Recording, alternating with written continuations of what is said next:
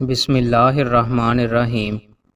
حضرت ابو ہریرہ رضی اللہ تعالیٰ عنہ بیان کرتے ہیں، میں نے رسول اللہ صلی اللہ علیہ وآلہ وسلم کو دیکھا کہ جب پہلا پھل آپ کی خدمت میں پیش کیا جاتا تو رسول اللہ صلی اللہ علیہ وآلہ وسلم اسے اپنی آنکھوں اور ہونٹوں پر لگاتے اور دعا فرماتے، اے اللہ، جس طرح تو نے ہمیں اس کا آغاز دکھایا ہے اسی طرح ہمیں اس کا اختتام بھی دکھانا۔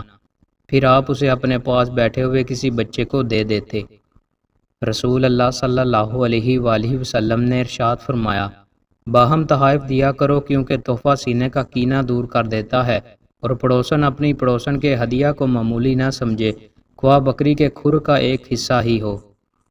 رسول اللہ صلی اللہ علیہ وآلہ وسلم نے ارشاد فرمایا، ہبہ واپس لینے والا کہہ کر کے اسے چاٹنے والے کتے کی طرح ہے، ہمارے لیے بری مثال نہیں۔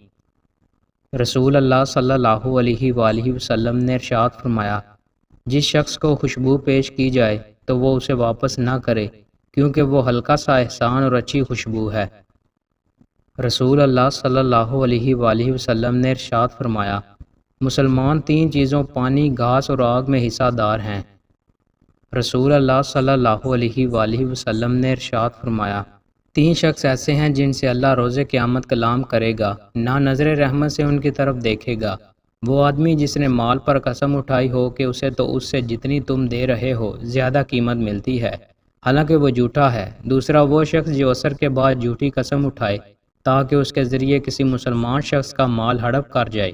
اور تیسرا وہ شخص جس نے زائد از ضرورت پانی روک رکھا ہو، اللہ فرمائے گا، آج میں تجھے اپنے فضل سے محروم رکھوں گا جیسا کہ تو نے زائد از ضرورت پانی روک لیا تھا، حالانکہ اسے تیرے ہاتھوں نے نہیں بنایا تھا۔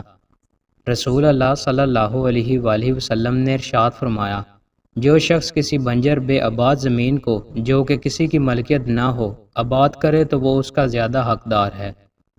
رسول اللہ صلی اللہ علیہ وآلہ وسلم نے ارشاد فرمایا، میری امت کے 2 گروہ ایسے ہیں جن کا اسلام میں کوئی حصہ نہیں، یعنی مرجیہ اور قدریہ۔ دوستوں، مزید اچھی ویڈیوز کے لیے ہمارے چینل کو سبسکرائب لازمی کریں۔ بہت شکریہ۔